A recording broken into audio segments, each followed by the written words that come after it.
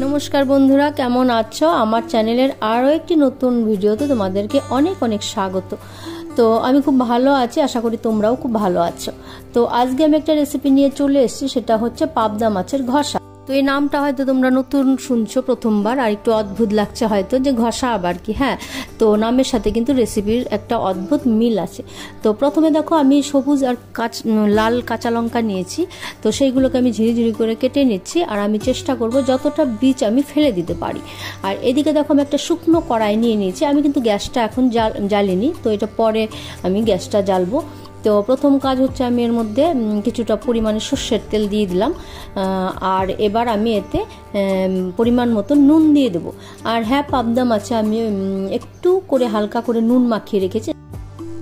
তো এবার আমি পরিমাণ মতো একটুখানি হলুদ দিয়ে দিলাম। আর এটাতে কিন্তু আর অন্য কোনো মশলা লাগবে না, সর্ষের তেল, কাঁচা লঙ্কা, নুন, হলুদ, এটা দিয়েই আমি রান্নাটা কমপ্লিট করব। তো এবার যেটা করব, এই কাঁচা লঙ্কাগুলোকে আমি তেলের মধ্যে দিয়ে দিলাম, দিয়ে আর নুন হলুদ তো মাখানো আছে অলরেডি মাছে, যাতে মাছের গায়ে খুব ভালো করে নুনটা বসে যায়, তো সেই জন্য আরেকটু ভালো করে মেখে নিলাম। তো এইবার যেটা করব, এটা হচ্ছে যে একটা হাতা নেব। হাতা নিয়ে আমি এই যে নুন হলুদ আর কাঁচা লঙ্কা দিয়েছি, এটাকে খুব ভালো করে হাতা দিয়ে আমাকে ঘষতে হবে। অনেকক্ষণ টাইম ধরে ঘষতে হবে, যাতে ঘষতে ঘষতে নুনটা তো গলে যাবে। আধা রান্না কিন্তু এই ঘষে ঘষেই হয়ে যাবে। তো এই ঘষে ঘষে রান্নাটা করার জন্যই কিন্তু এর নাম হচ্ছে ঘষা।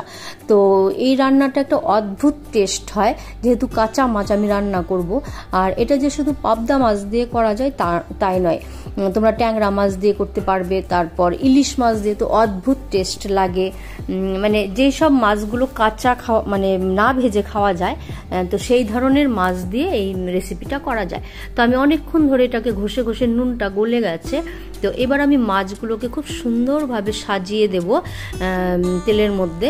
আর এটাতে অনেকে হয়তো ভাববে যে শুধু তেল দিয়ে অনেক হয়তো তেল খেতে হবে, কিন্তু তা না। যে এই যে পাবদা মাছগুলো, এগুলোকে যদি আমি তেলের মধ্যে ভাজতে যেতাম, তারপর যে কোনো একটা আলু হোক, বেগুন হোক, যে কোনো কিছু দিয়ে যদি ঝোল করতে যেতাম, তো এর চেয়ে কিন্তু আরও বেশি তেল লাগতো। তোমরা নিশ্চয়ই দেখেছো যে আমি কতটা পরিমাণে তেল ইউজ করেছি। তো যাই হোক, আমি একে একে সব মাছগুলো এর মধ্যে খুব সুন্দরভাবে সাজিয়ে দিয়েছি। আর একটুখানি এখন জল দেবো, তোমরা জলের পরিমাণটা দেখে নাও, তাহলে বুঝতে পারবে। কারণ পাবদা মাছ সেদ্ধ হতে খুব সময় লাগবে না, এই তেল আর জলের মধ্যে সেদ্ধ হয়ে যাবে। তো এবার আমি গ্যাসটাকে জ্বালিয়ে দিলাম, আর গাছটাকে একদম আমি সিম করে দেবো। আর এবার আমি একটা ঢাকনা দিয়ে ঢেকে দেব। তো এটা এভাবেই রান্নাটা কিন্তু আমার হয়ে যাবে। এটা রান্না হতে খুব বেশি হলে মানে 8 থেকে 10 মিনিট টাইম লাগবে। তো আমি ঢাকা দিয়ে রেখেছিলাম, আর দেখুন কত সুন্দরভাবে জলটা মরে যাবে, মানে শুধু তেলটা থাকবে। তো এটা মানে একটুখানি যদি চামচ দিয়ে তুলে আপনারা ভাতের সাথে মেখে নেন, মানে খুব যে বেশি ঝোল লাগবে তা না, মানে 1 চামচ যদি নেওয়া হয়, 1 চামচ দিয়ে কিন্তু অনেকটা ভাত মেখে খাওয়া যাবে আর কি। তো দেখুন কতটা সুন্দর হয়েছে, খুব সহজ পদ্ধতিতে। মানে এখন কি বলুন তো, সবার হাতেই সময় কম, সবাই কাজে ব্যস্ত থাকে। তো সহজ পদ্ধতিতে অল্প সময়ে কিভাবে রান্না করা যায়, এটাই আজ আমি তোমাদের সাথে শেয়ার করলাম। আর হ্যাঁ, এই রেসিপিটা আমি মানে জোর দিয়ে বলতে পারি, কোনো ইউটিউব চ্যানেলে বা গুগলে সার্চ করেও কিন্তু এই রেসিপিটা আপনারা পাবেন না। কারণ এই রেসিপিটা হচ্ছে আমার দিদি আছে, তার শাশুড়ির রেসিপি। তো মাসিমা এখন নেই, কিন্তু ওনার রেসিপিটা কিন্তু রয়ে গেছে। আর আমি চাইছি আমার এই ভিডিওর মাধ্যমে ওনার এই রেসিপিটা অনেক দূর দূর পর্যন্ত পৌঁছে যাক। কারণ পাবদা মাছের ঝাল, পাবদা মাছ সর্ষে পোস্ত দিয়ে অনেক রকম রেসিপি হয়তো তোমরা খেয়েছো, কিন্তু এটা কোনো দিন তোমরা খাওনি।